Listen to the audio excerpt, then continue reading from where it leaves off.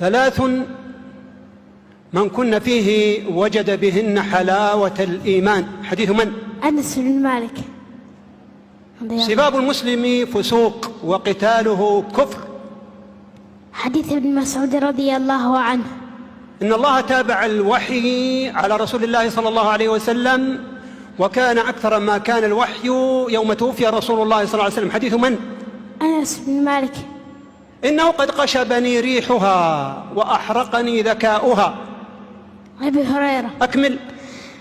إنه قد قشبني ريحها وأحرقني ذكاؤها، فصرف وجهي عن النار فلا يزال يدعو الله فيقول أن لك إن أعطيتك ذلك تسألني غيره، فيقول لا وعزتك لا أسألك غيره، فيصرف وجهه عن النار. كان رسول الله صلى الله عليه وسلم إذا دخل الخلاء قال اللهم إني أعوذ بك من الخبث والخبائث.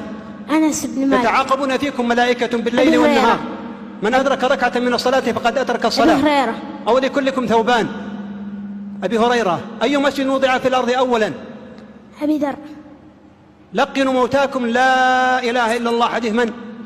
أبي سعيد. عند من؟ عند مسلم. إنما الصيام جنة. حديث من؟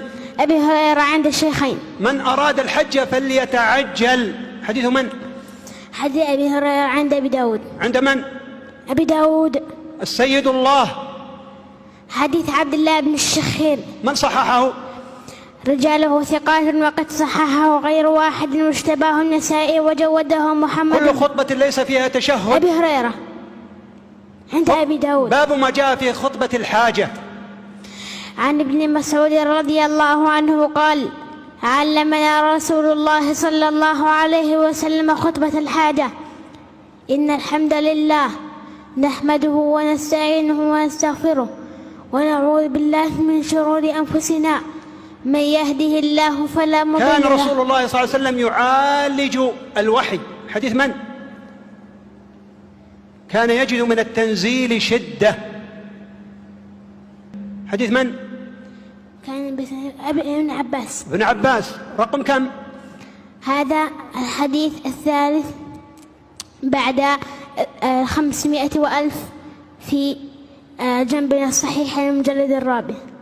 طيب، كان الرسول صلى الله عليه وسلم يأكل القثاء بالرطب.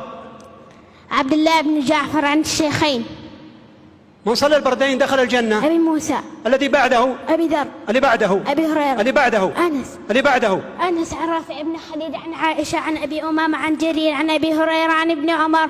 وفي حديث أبي المليح عن علي عن ابن عباس عن ابن عمر عن عبد العزيز بن رفيع. إن حق الشروط أن يوفى بها ما استحللتم به الفروج. حديث من؟ عقبة بن عامر. الذي بعده؟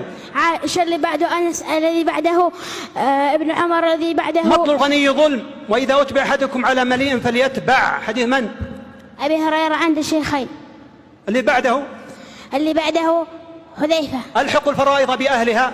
ابن عباس عند الشيخين. لا يرث المسلم الكافر ولا الكافر المسلم. أسامة عند الشيخين. إن الزمان قد استدار كهيئته يوم خلق الله السماوات والأرض. أكمل. عن أبي بكرة رضي الله عنه قال قال رسول الله صلى الله عليه وسلم: إن الزمان قد استدار كهيئته يوم خلق الله السماوات والأرض سنة 12 شهرا، منها 4 حرم، 3 متواليات، ذو القعدة وذو الحجة والمحرم ورجب مضار الذي بين جمادى وشعبان. أي شهركم هذا؟ قلنا الله ورسوله أعلم. فسكت حتى ظننا أنه سيسميه باسم غير اسمه. قال: أليس الحجة؟ قلنا بلى. قال: أي بلدكم هذا؟ قلنا الله ورسوله أعلم. فسكت حتى ظننا أنه سيسميه بغير اسمه. قال: أليس البلدة؟ قلنا بلى. قال: أي يومكم هذا؟ قلنا الله ورسوله أعلم. فسكت حتى ظننا أنه سيسميه بغير اسمه. قال: أليس يوم النحر؟ قلنا بلى. قال: فإن دماءكم وأموالكم وأعراضكم عليكم حرام كحرمة يومكم هذا في بلدكم هذا في شهركم هذا، وستلقون ربكم فيسألكم عن أعمالكم، ألا فليبلغ الشاهد الغائب. أحسن.